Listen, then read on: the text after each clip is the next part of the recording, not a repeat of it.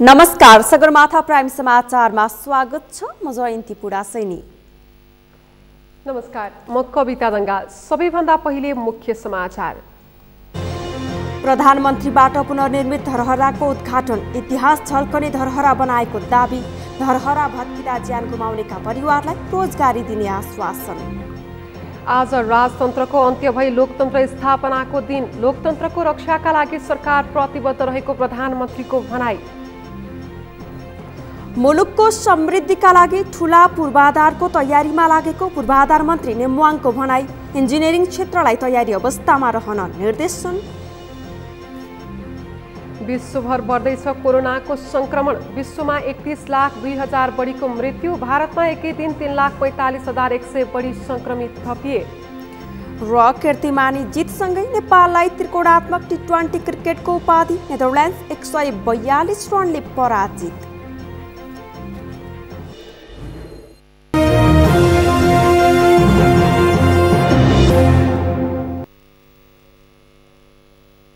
Sagarmatha prime समाचार अब विस्तारमा। 2072 सालको महाभूकम्पको 6 वर्षपछि निर्माण सम्पन्न भएको धरहराको आज औपचारिक उद्घाटन भएको छ। प्रधानमन्त्री केपी शर्मा ओलीले धरहरा परिसरमा आयोजित विशेष समारोहमा नवनिर्मित 22 तल्ले धरहराको उद्घाटन गरेका हुन्। निरा राणा भाटको रिपोर्ट। प्रधानमन्त्री केपी शर्मा ओलीले 22 तलाको नवनिर्मित धरहराको उद्घाटन गरेका छन्। धरहरा परिसर सुन्धारामा शनिबार आयोजित एक कार्यक्रमका बीच प्रधानमन्त्री ओलीले धरहराको प्रवेशद्वारमा राखिएको शिलालेख अनावरण गरे।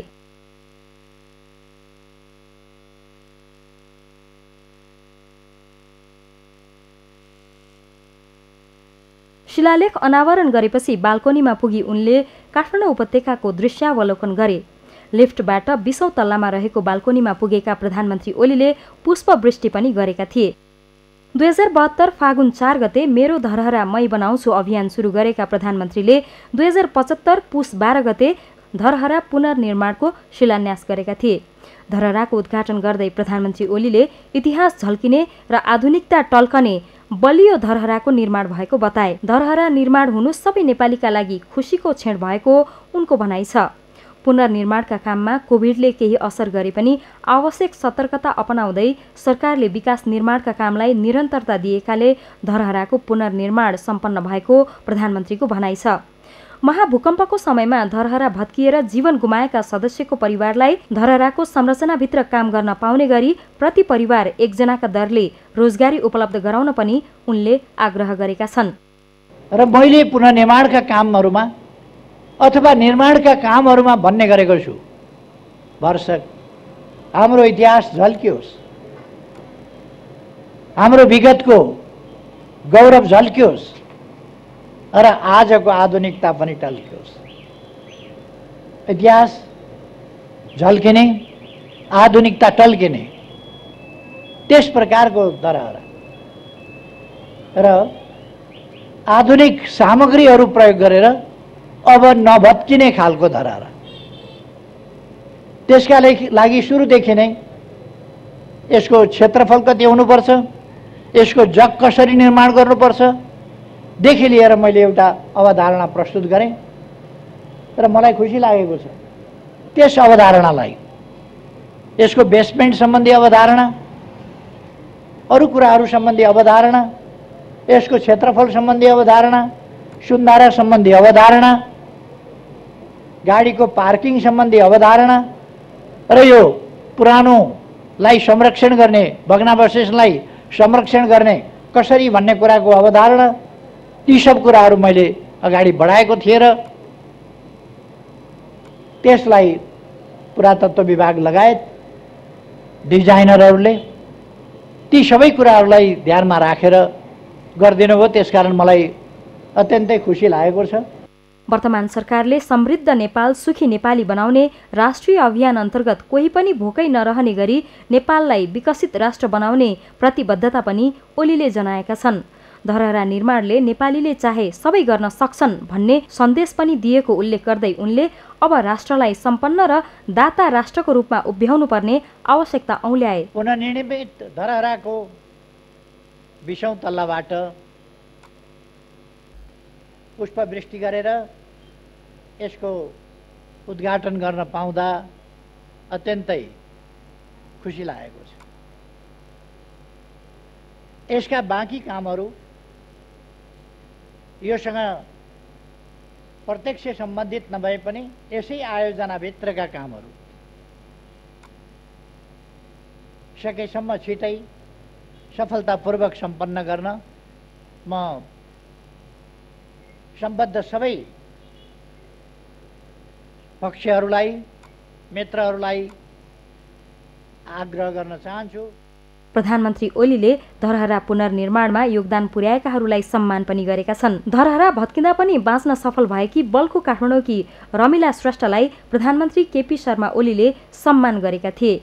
2072 वैशाख 12 गते धरहरामा चढेर काठमाडौँ उपत्यका अवलोकन गर्ने क्रममा भूकम्प जाँदा उनी घाइते भएकी थिइन्। 2072 सालको भूकम्पमा भत्किएको धरहरा राष्ट्रिय पुनर्निर्माण प्राधिकरणले पुनर्निर्माण गरेको हो। बाहिरबाट हेर्दा धरहरा पुरानै डिजाइनको 11 तल्ला जस्तो देखिए पनि भित्री संरचना भने सुविधा सम्पन्न 22 तल्लाको छ।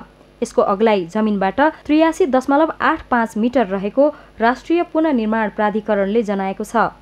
धरहरा पुनर्निर्माणमा भ्याट सहित जम्मा 3 अर्ब 48 करोड खर्च हुने प्राधिकरणले जनाएको छ। कुल 42 रोपनी क्षेत्रफलमा बन्दै गरेको धरहराको संरचना पहिलाको भन्दा चौडा छ। भूकम्पले भत्काएको पुरानो धरहराको ठुटो भीमसेन स्तम्भ तथा सुन्धाराको पनि संरक्षण गरिएको छ। सगरमाथा टेलिभिजनका लागि निरा राणा भाट, काठमाडौँ। तत्कालीन 7 राजनीतिक दल र नेकपा माओवादी सहितका दलको नेतृत्वमा भएको दोस्रो जनआन्दोलनको बलमा लोकतन्त्र स्थापना भएको दिन अर्थात् लोकतन्त्र दिवस। नेपालमा लोकतन्त्र दिवसका दिनमा सरकार आफैले कार्यक्रम गरेर मनाएको भए पनि अहिले भने सरकारले लोकतन्त्र दिवस मनाउन छाडिसकेको छ।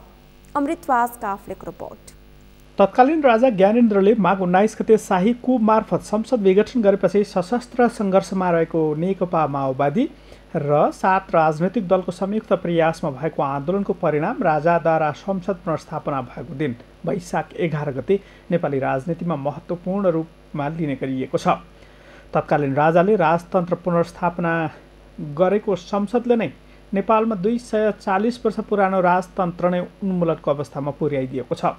लोकतन्त्र स्थापना भएपछि नै नेपालमा महत्त्वपूर्ण राजनीतिक घटनाक्रम विकास भए। परिणामस्वरूप संविधान सभाबाट संविधान जारी भइसकेर सङ्घीयता सहितको गणतन्त्र नेपाल समेत बनिसकेको छ। नेपालमा 104 वर्षसम्म चलेको जहानिया राणा शासन विरुद्ध सुरु भएको 1997 साल यताका हरेक राजनीतिक क्रान्तिको बेग्लै महत्त्व छ। त्यही राणा शासन विरुद्ध सुरु भएको आन्दोलन 62-63 सालसम्म आइपुग्दा राजनीतिक विद्रोहमा कैयौँले ज्यान समेत गुमाएका छन्। प्रजातन्त्र स्थापना भएपछि 2007 सालको आन्दोलनकै बेला उठेको जनताका प्रतिनिधिद्वारा संविधान बनाउने सपना भने वैशाख 11 गतेको जगमा उभिएर बल्ल पुरा भएको छ। 2007 सालमा प्रजातन्त्र स्थापना भए पनि 2015 सालमा भएको पहिलो संसदीय आम निर्वाचनपछि 2017 सालमा निरङ्कुशता फेरि सुरु भयो। निर्दलीय पञ्चायती शासन विरुद्धको आन्दोलनले 2046 सालमा भएको जनआन्दोलनपछि भने राजनीतिक दल मात्र होइन तत्कालीन राजा समेत संविधानभित्र बाँधिए। 2061 साल माघ 19 गते तत्कालीन राजा ज्ञानेन्द्रले 61 साल माघ 19 का दिन शाही घोषणा गरेर संसदीय व्यवस्थामाथि नै प्रहार गरेको निष्कर्ष सहित 7 राजनीतिक दलसहित युद्धमा रहेको माओवादी समेतको आन्दोलनका बलमा संसद पुनर्स्थापना भएको थियो। तर अहिले 2063 सालको परिवर्तनपछिका 15 वर्ष समृद्धि र स्थायित्वका निम्ति के गर्यौं भन्ने बहस भने सुरु भएको छ। तत्कालीन 7 राजनैतिक दलमध्येको एउटा दल नेकपा एमाले अहिले सरकारको नेतृत्व गरिरहेको छ। 62-63 को दोस्रो जनआन्दोलनको नेतृत्व समेत गरेको नेपाली काङ्ग्रेस पछिल्लो चुनावपछि प्रमुख प्रतिपक्ष दल बनेको छ। तर लोकतन्त्र दिवसका दिन सरकारले कुनै पनि औपचारिक कार्यक्रम भने गरेन। पछिल्ला केही वर्ष आजकै दिन दिँदै आएको सार्वजनिक बिदा समेत कटौती गरिएको छ। लोकतन्त्र स्थापना पछिको 15 वर्षमा राजनीतिक स्थिरता कायम भए पनि जनताले खोजे जस्तो समृद्धि र विकासको नारा अपेक्षित रूपमा पूरा हुन सकेको छैन। सगरमाथा टेलिभिजनका लागि क्यामेरामा सुरेन्द्र राउतका साथमा अमृत राज काफ्ले, काठमाडौँ। प्रदेश नम्बर 1 का मुख्यमन्त्री शेरधन राईले एमाले भित्रकै केही नेताले पार्टी र कम्युनिस्टलाई कमजोर पार्ने काम गरेको आरोप लगाउनु भएको छ। भोजपुर काठमाडौँ सम्पर्क मञ्चले आज काठमाडौँमा आयोजना गरेको कार्यक्रममा मुख्यमन्त्री राईले एमालेलाई कमजोर पार्न र नेपालको कम्युनिस्ट आन्दोलनलाई ध्वस्त पार्न पार्टीकै केही नेताहरू लागेको आरोप लगाउनु भएको हो। उहाँले बहुमतको केन्द्रीय सरकार र प्रदेशका सरकारलाई समेत पार्टीभित्रकै नेताहरूले गिराउने प्रयास गरेको तर्क गर्नुभयो। राईले पार्टीको विधि विधान विपरीत कसैले पनि काम गर्न नसक्ने भन्दै पार्टी विपरीत कार्य गरेकाले स्पष्टीकरण सोध्न बाध्य भएको बताउनुभयो। सर्वोच्चको आदेशपछि माओवादी र एमाले पूर्ववत अवस्थामा फर्किएकाले एमालेलाई मजबुत बनाउँदै अघि बढ्नुको विकल्प नभएको उहाँको भनाइ छ। त्यस्तै मुख्यमन्त्री राईले वर्तमान केपी ओली नेतृत्वको सरकार मुलुकको समृद्धि र विकासको सही ट्र्याकमा हिँडेको जिकिर गर्नुभयो। उहाँलाई जारी राखिरहनु भएको छ। पार्टीको विधान बमोजिम स्पष्टीकरण सोध्ने काम, आवश्यक कारबाहीका प्रक्रियाहरू आरम्भ गर्ने काम पार्टीले गरिराखेको छ विधिपूर्वक। किनभने 9 राष्ट्रिय महाधिवेशनको निर्वाचित अध्यक्ष केपी ओली हो। उहाँको नेतृत्वमा केन्द्रीय कमिटी छ, त्यो पूर्ण बहुमतको सङ्ख्यामा छ। बहुमतको सङ्ख्याको चाहिँ केन्द्रीय कमिटीको बैठकले विधानहरू संशोधन गरेको छ। कमिटीलाई 10औं महाधिवेशन आयोजक कमिटीमा रूपान्तरण गरेको छ। केही केन्द्रीय सदस्यहरूको मनोनयन गरेको छ र हिजो मात्रै केन्द्रीय कमिटीको 10औं राष्ट्रिय महाधिवेशन आयोजक कमिटीको बैठक सम्पन्न भएको छ र बैठकले केही महत्त्वपूर्ण निर्णयहरू लिएको छ। कार्यक्रममा मुख्यमन्त्री राईले भोजपुर काठमाडौँ सम्पर्क मञ्चले प्रकाशन गरेको भित्तेपात्रो विमोचन गर्नुभएको थियो।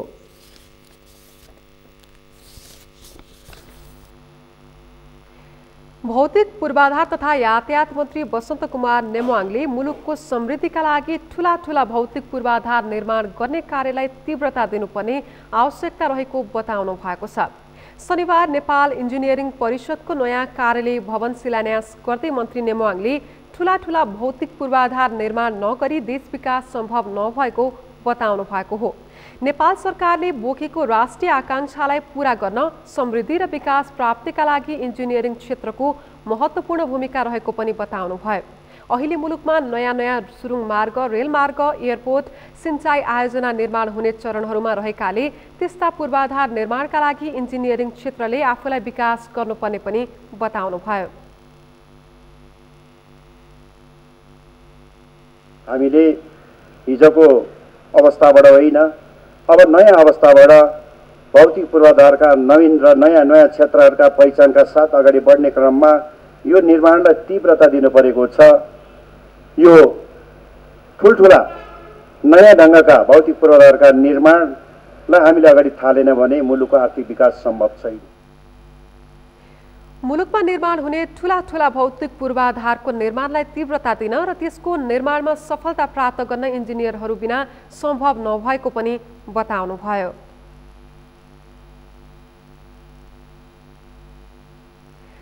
नेपाली कांग्रेसका केन्द्रीय सदस्य प्रदीप पौडेलले केपी ओली विरुद्ध अब अविश्वासको प्रस्ताव ल्याउन ढिला गर्न नहुने बताउनु भएको छ। बुटोलमा आयोजित साक्षात्कार कार्यक्रममा बोल्दै पौडेलले ओली श्री 3 जङ्गबहादुर भन्दा पनि बलियो बन्न खोजेको आरोप लगाउँदै अब ओली विरुद्ध अविश्वासको प्रस्ताव ल्याउन ढिला गर्न नहुने बताउनु भएको हो। नेता पौडेलले ओली पूर्ण रूपमा असफल भएको बताउँदै प्रधानमन्त्री ओलीले देश निर्माण, नेपाली जनताको समस्याको समाधान गर्न साथो आफू र आफ्ना आसेपासेलाई मात्र खुसी पारेको तर्क गर्नुभयो। पौडेलले ओलीमा अहंकार, दम्भ बढेको भन्दै ओलीको विकल्प नखोजे मुलुकमा अस्थिरता बढ्ने, मुलुकको संरचनाहरू सबै कब्जा हुने समेत जानकारी दिनुभयो। माओवादीले समर्थन फिर्ता नलिएर केपी ओली प्रधानमन्त्रीबाट हट्नु भएको छ त? अनि ओलीले गरेको निर्वाचन निष्पक्ष हुन सक्छ त? कांग्रेस ओलीले कहिले निर्वाचन गर्दैनन् र त्यो चुनाव जितेर सत्तामा जाउँला भनेर पर्खेर बसेको हो त? त्यो पनि होइन। अविश्वासको प्रस्ताव दर्ता गर्यो भने त्यो पास हुँदैन। परिणामसँग डराएर चाहिँ केपी ओलीजी झन् बलियो हुँदै जानुभयो। अब जसपा हिजोसम्म महन्त ठाकुरजीले ओलीलाई नेपालको सबैभन्दा मधेसप्रति अनुदारवादी नेता भन्ने गर्नुहुन्थ्यो। ओलीसँग उठबस पनि हुँदैन भन्ने गर्नुहुन्थ्यो। राजेन्द्र महतोजी त्यसैका भन्ने गर्नुहुन्थ्यो। मधेसको मुद्दाका निम्ति लडेका हुँ भन्नेहरू मधेसको मुद्दालाई सबैभन्दा बढी दमन गर्ने 2/3 आफूसँग हुँदा संविधान संशोधनको ससम्म उच्चारण नगर्ने व्यक्तिसँग साठगाँठ गर्न पुग्नु भएको छ। कार्यक्रममा बोल्दै नेकपा माओवादीका नेता वामदेव छेत्रीले ओली 2 जिब्री भएको तर्क गर्नुभयो। छेत्रीले लुम्बिनी प्रदेशमा भएको घटनामा पैसाको चलखेल भएको दाबी गर्नुभयो।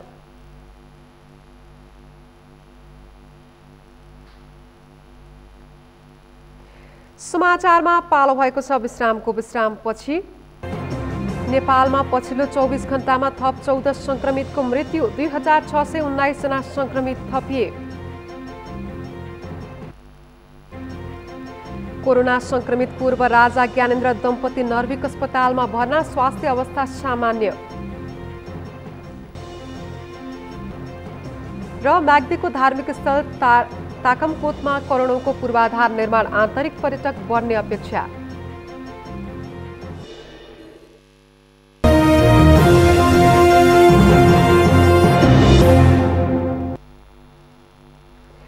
विश्रामपछि समाचारमा स्वागत छ। अब बाँकी समाचार।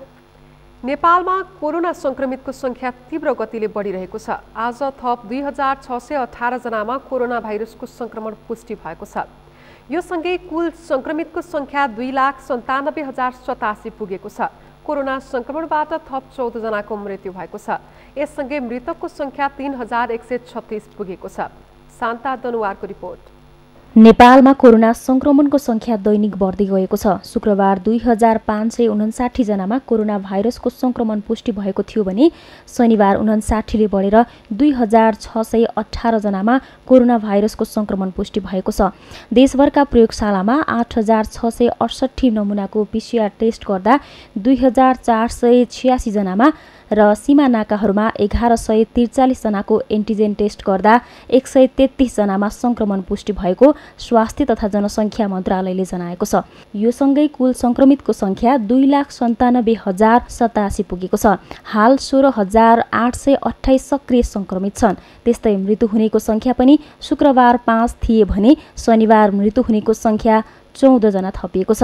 यो सँगै मृतकको संख्या 3136 पुगेको छ। मन्त्रालयका अनुसार सबैभन्दा धेरै काठमाडौँका 644 जनामा कोरोना संक्रमण पुष्टि भएको छ।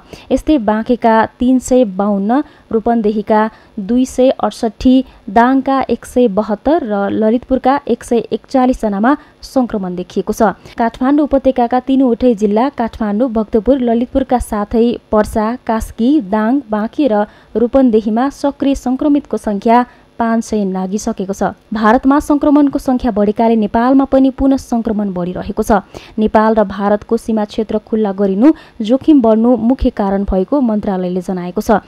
यसको नियन्त्रणका लागि मन्त्रालयले 7वटै प्रदेश स्वास्थ्य निर्देशनालय, संघीय प्रादेशिक अस्पताल, स्वास्थ्य संघ संस्था, सबै जिल्ला स्थित स्वास्थ्य कार्यालय र सीमा नाका सहायता कक्ष, भारतबाट प्रवेश गर्ने नाकामा रहेको सहायता कक्षमा RDT परीक्षण र कोभिड-19 को एन्टिजेन परीक्षण भइरहेको छ। संक्रमण नियन्त्रण गर्न देशभर सभा, जुलुस, र्याली, भेला, जमघट, गोष्ठी, बैठक र भिडभाड हुने कार्यमा रोक लगाइएको छ।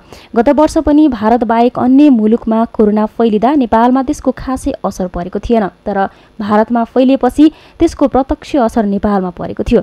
यो पटक पनि सरकारले भारतीय नाकाबाट आवत जावत बन्द नगरे नेपालमा फेरि भयावह स्थिति देखा पर्ने भन्दै विज्ञहरूले सजग गराएका छन्। सगरमाथा टेलिभिजनका लागि शान्ता दनुवार, काठमाडौँ। केही दिन अघि कोरोना भाइरस संक्रमण पुष्टि भएका पूर्व राजा ज्ञानेन्द्र शाह र पूर्व रानी कोमल शाह अस्पताल भर्ना हुनुभएको छ। पूर्व राजाका सचिव फणिराज पाठकका अनुसार पूर्व राज दम्पतिसँगै छोरी प्रेरणा शाह पनि आज दिउँसो काठमाडौँको नर्भिक अस्पतालमा भर्ना हुनुभएको हो।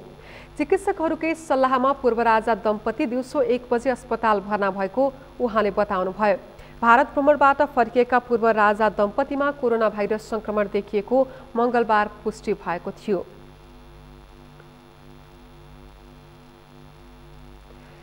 काठमाडौँ उपत्यकाका गरिब तथा असहायहरूको स्वास्थ्य परीक्षणलाई सर्वसुलभ र सस्तो बनाउने उद्देश्यका साथ एक पाइला सामुदायिक स्वास्थ्य केन्द्र स्थापना भएको छ। काठमाडौँ उपत्यकाका गरिब र असहायहरूको स्वास्थ्य परीक्षणलाई सर्वसुलभ बनाउनको निम्ति काठमाडौँको थापाथलीमा एक पाइला सामुदायिक स्वास्थ्य केन्द्र स्थापना गरिएको हो। स्वास्थ्य केन्द्रमा दक्ष चिकित्सकहरूद्वारा आँखा, दाँत, नाक, कान, घाँटी, प्याथोलोजी, स्त्रीरोग, बालरोग, छाला तथा यौन रोग सम्बन्धी स्वास्थ्य समस्याको अन्य निजी अस्पतालभन्दा सर्वसुलभ र सस्तो गरी उपचार गरिने एक पाइला सामुदायिक स्वास्थ्य केन्द्रका अध्यक्ष डाक्टर सुमन शमशेर थापाले बताउनुभयो। आफूहरूले स्वयंसेवाको रूपमा स्वास्थ्य केन्द्रको स्थापना गरिएको भन्दै उहाँले इच्छुक स्वयंसेवक आएर काम गर्न सक्ने पनि बताउनुभयो। हाम्रो एमडिजिपीबाट चाहिँ पुरै जेनरल हेल्थ सर्भिस पुर्याउँछौँ र यहाँ आँखाको पनि उपचार हुन्छ अनि डेन्टल उपचार हुन्छ र इभिनिङमा बेलुकीपछि चाहिँ विशेष डाक्टरहरू आएर पनि उहाँहरूले पनि उपचार गर्नुहुन्छ। जस्तै छाला, नाक कान घाँटी अनि pathology, radiology, general surgery, general medicine, eye, ENT सब सर्भिस विभिन्न सर्भिस हुन्छ यहाँ। अरूभन्दा यहाँ हाम्रो 150 मा हामी एउटा टिकटको 150 रुपियाँ पर्छ र अरू अस्पतालहरूभन्दा सस्तोमा हुन्छ। जस्तै यहाँ रगतको जाँच पनि अरू प्राइभेट हस्पिटलभन्दा धेरै नै सस्तोमा हुन्छ। 2072 सालको भूकम्पपछि स्वयंसेवक डाक्टर तथा स्वास्थ्य कर्मीहरूको सक्रियतामा स्थापना भएको एक पाइला नामक गैर सरकारी संस्थाले सो स्वास्थ्य केन्द्रको स्थापना गरेको हो। यस संस्थाले भूकम्प प्रभावितहरूलाई शिविर सञ्चालन गरेर सुरु गरेको अभियानलाई विस्तार गर्दै देशका विभिन्न भूभागमा स्वास्थ्य शिविरहरू सञ्चालन गर्दै आएको थियो।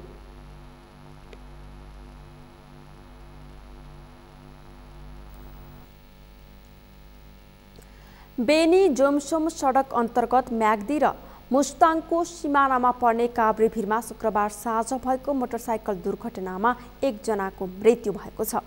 पोखराबाट मुक्तिनाथतर्फ जाँदै गरेको G18 प 1597 नम्बरको मोटरसाइकल सडकबाट कालीगण्डकी नदीको किनारमा रहेको खोजमा खस्दा पोखरा महानगरपालिका 7 हेम्जाका 38 वर्षीय शिवहरी पौडेलको घटनास्थलमै मृत्यु भएको जिल्ला प्रहरी कार्यालय मोस्ताङले जनाएको छ। प्रहरी निरीक्षक आशिष अधिकारीले गुडिरहेको मोटरसाइकल अनियन्त्रित भएर सडकदेखि करिब 150 मिटर कालीगण्डकी किनारको खोजमा खसेको बताउनुभयो। चालक पौडेलको घटनास्थलमै मृत्यु भएको उहाँले जानकारी दिनुभयो। काभ्रेभिर बेनी जोमसोम सडकको सबैभन्दा जोखिमयुक्त र कठिन मानिन्छ। बेनी जोमसोम कोरोला सडक आयोजनाले काभ्रेभिरमा विस्फोटक पदार्थ प्रयोग गरेर सडक विस्तारको काम गरिरहेको छ। म्याग्दीको धौलागिरी गाउँपालिका 7 स्थित पर्यटकीय सम्भावना बोकेको ऐतिहासिक र धार्मिक महत्त्वको ताकमकोटमा करोडौँ लगानीमा पूर्वाधार निर्माण भएको छ। पूर्वाधार निर्माणसँगै ताकमकोट धार्मिक पर्यटकीय स्थलको रूपमा विकास हुन थालेको छ। म्याग्दीबाट सन्तोष गौतमको रिपोर्ट। स्वदेश तथा विदेशमा रहेका ताकम र आसपासका गाउँका बासिन्दाहरूबाट चन्दा जुटाएर करिब 80 लाख रुपैयाँमा ताकमकोटको कोटघर र अन्नपूर्ण जगन्नाथ मन्दिरको पुनर्निर्माण भएको छ। 16औं शताब्दीमा निर्माण भएको ताकमकोट विक्रम सम्वत 1990 र 2072 को भूकम्पका कारण जीर्ण बनेको थियो। ताकमकोटको एकीकृत विकास गर्ने उद्देश्यले तयार पारिएको गुरु योजना अनुसार पहिलो चरणमा कोटघर, अन्नपूर्ण जगन्नाथ मन्दिर, सत्तल र सार्वजनिक शौचालय निर्माण भएको हो। 2 करोड 50 लाख रुपैयाँ लागत अनुमान गरिएको गुरु योजना कार्यान्वयनका क्रममा हालसम्म 1 करोड 50 लाख रुपैयाँ भन्दा बढी खर्च भएको पुनर्निर्माण समितिले जनाएको छ। अन्तिममा गएर हामी मन्दिर बनाउन सुरु गर्यौं। त्यो बेला थियो बर्सातको समय। त्यो बर्सातको समयमा कस्तो हुन्छ, यो म्याग्दी जिल्ला खोला नालाले घेरिएको, डाँडाकाँडाले घेरिएको एउटा जिल्ला थियो। त्यसमध्ये यो एउटा भूभागमा पनि अलि पीडित छ यो धौलागिरी गाउँपालिका अन्तर्गत र यसमा चैत, वैशाख, जेठ, असार, साउन, भदौ, असोजको 10 गते त्यो बेला दसैँ थियो, छ्यात्र सालको। त्यो दिनमा हामीहरूले यो मन्दिर चाहिँ पूजाको लागि तयार गरेका थियौँ र पूजा पनि भयो। तर हामीहरूले मूर्ति स्थापना गरेका थिएनौँ।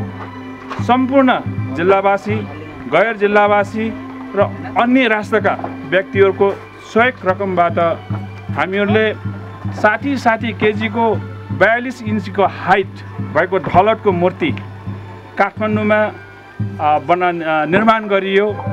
1.5 वर्ष अघि निर्माण सकिएको ताकमकोट मन्दिरमा यसै हप्ता 15 लाख रुपियाँ खर्चिएर बनाइएको जगन्नाथ र अन्नपूर्ण देवताको मूर्ति रथयात्रा र धार्मिक विधि अनुसार पूजाआजा गरेर प्राण प्रतिष्ठा गरिएको छ।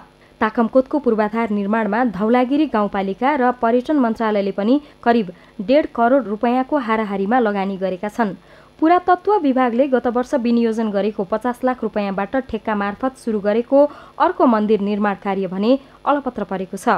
तामाले छाउने डिजाइन भएको मन्दिरमा जस्ता पाता राखेकाले स्थानीयले विरोध गरेपछि काम छाडेका निर्माण व्यवसायी अधकल्चो मन्दिर छाडेर सम्पर्कविहीन बनेका छन्।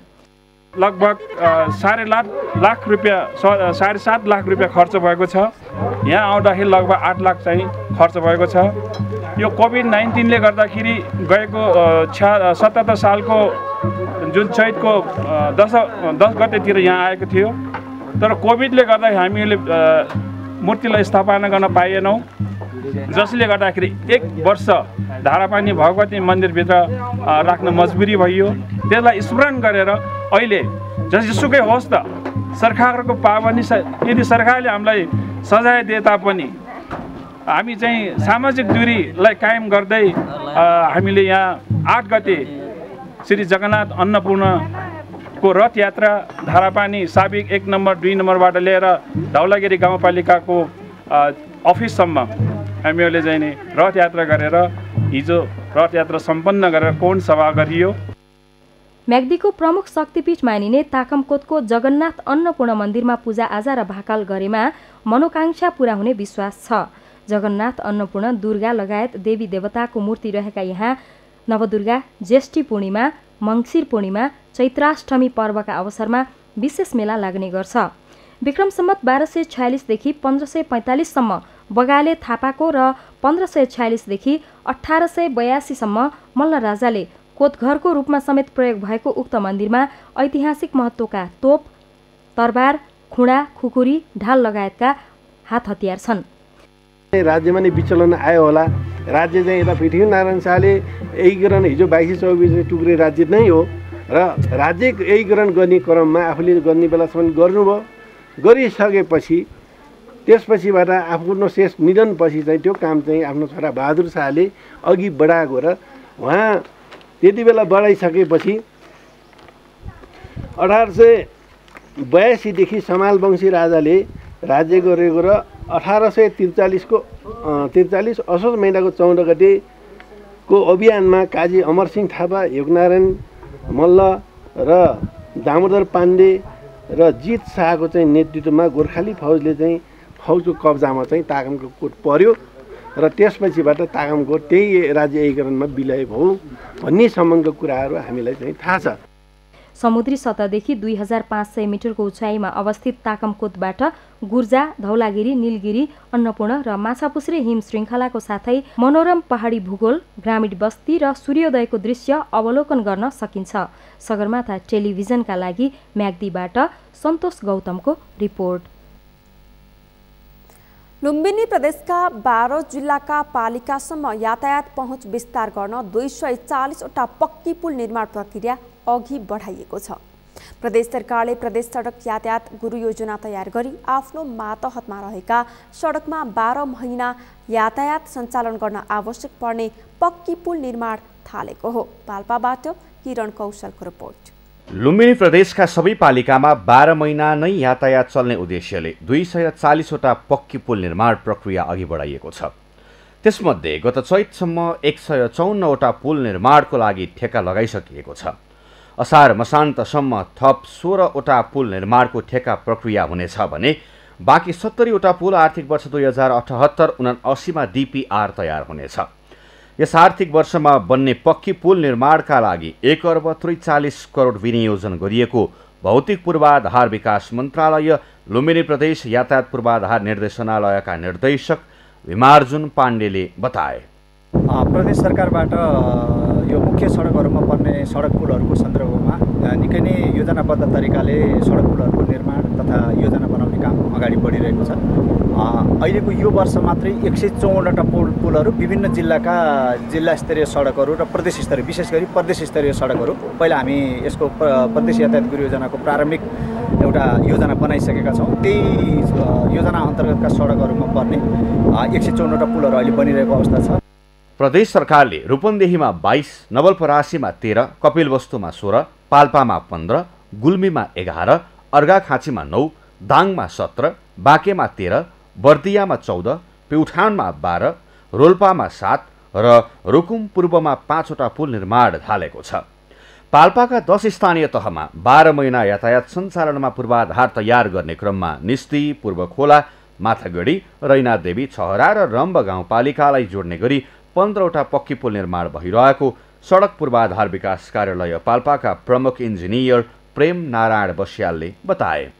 काममा हाम्रो पाल्पा जिल्लाभरि अहिले हामीले 14वटा पुलको हामीले टेन्डर गरिसकेका छौँ र अहिले सबै निर्माणको चरणमा छन् र यसमध्ये 2-3वटा पुल यही आर्थिक वर्षमा सम्पन्न हुनेछन् र बाँकी पुलहरू आगामी वर्षमा सम्पन्न हुनेछन् र अब हामी 3-4वटा पुलहरूको हामी डिपिआर तयार गरेर मिलेसम्म यही आर्थिक वर्षमा कम्तीमा 3वटा पुल जतिको हामी टेन्डर गर्नेछौँ।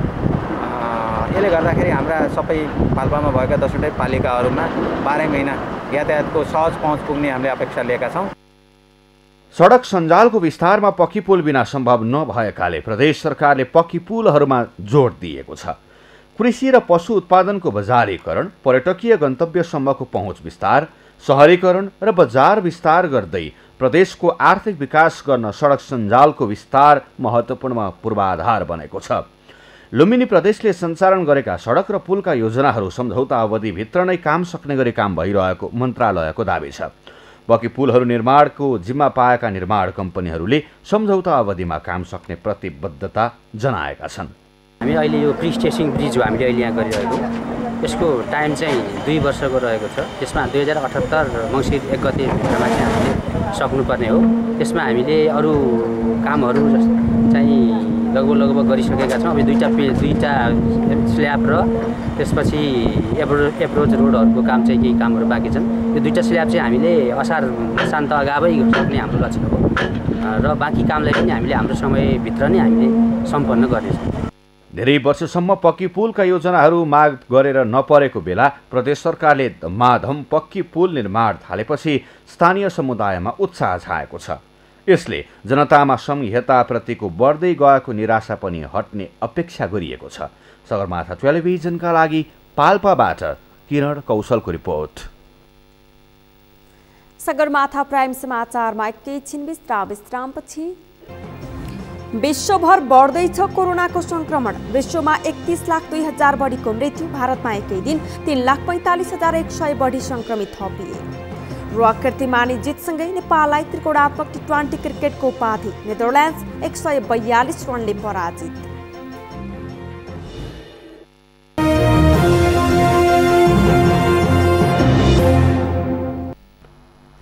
अब पालो अर्थ समाचारको। अर्थ समाचारका प्रायोजक हो आफ्नो विश्वास हो त्रिशक्ति सिमेन्ट। अर्थमन्त्री विष्णुप्रसाद पौडेलले युवा उद्यमीका जायज सुझावलाई बजेट मार्फत कार्यान्वयनमा लैजाने बताउनु भएको छ। आगामी बजेटको सन्दर्भमा युवा उद्यमीहरूसँग सुझाव लिन काठमाडौँमा आयोजित कार्यक्रममा बोल्दै अर्थमन्त्री पौडेलले युवा उद्यमीहरूका सम्भव र जायज सुझावहरूलाई कार्यान्वयनमा लैजाने बताउनु भएको हो। छलफलमा युवा उद्यमीहरूले राखेको सुझावमा धेरै महत्त्वपूर्ण तत्त्वहरू अन्तर्निहित रहेको छ भन्ने ठानेको बताउनु भयो। अहिलेको परिस्थितिमा औसत गतिमा हिँडेर नहुनेमा आफू स्पष्ट रहेको बताउनु भयो। कोभिडको सामना मुलुकले गरिरहेको र यसबाट केही शिक्षा पाएकाले नयाँ ढङ्गले बजेट निर्माण हुने जानकारी दिनुभयो।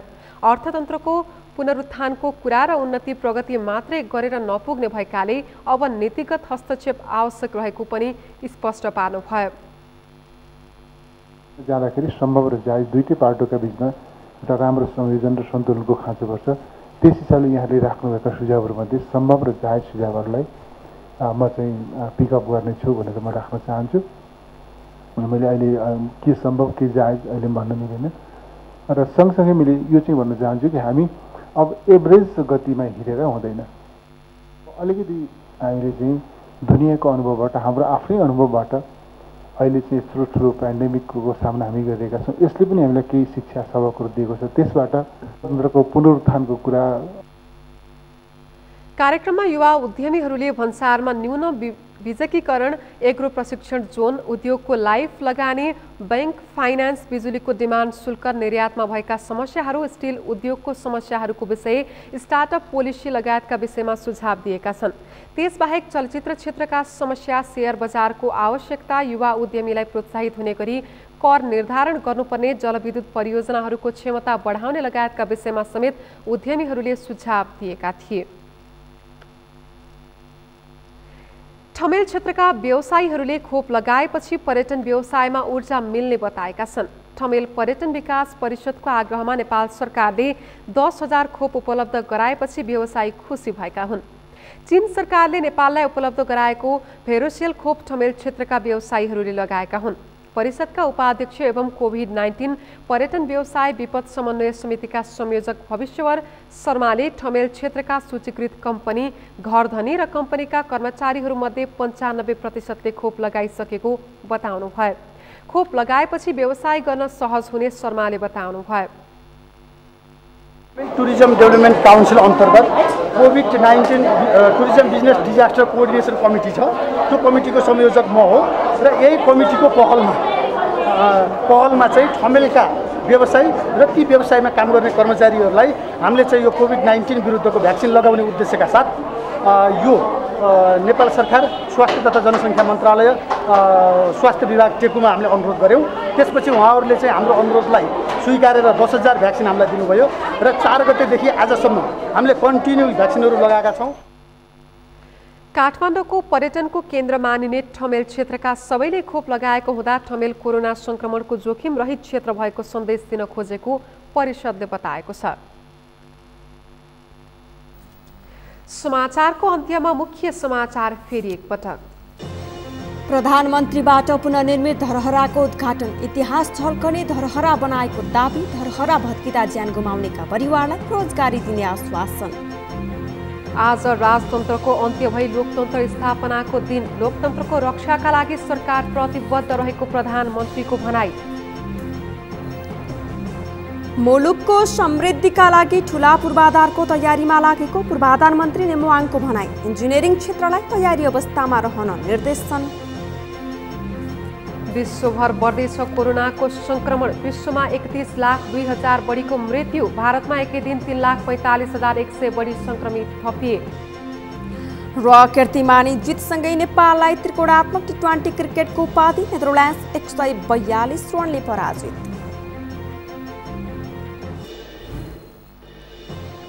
हवस् त सगरमाथा समाचार अहिलेलाई सकियो। तपाईँ समाचार बुलेटिनका साथै सगरमाथा टेलिभिजनका सम्पूर्ण कार्यक्रम www.sagarmatha.tv मा पनि पढ्न र हेर्न सक्नुहुनेछ।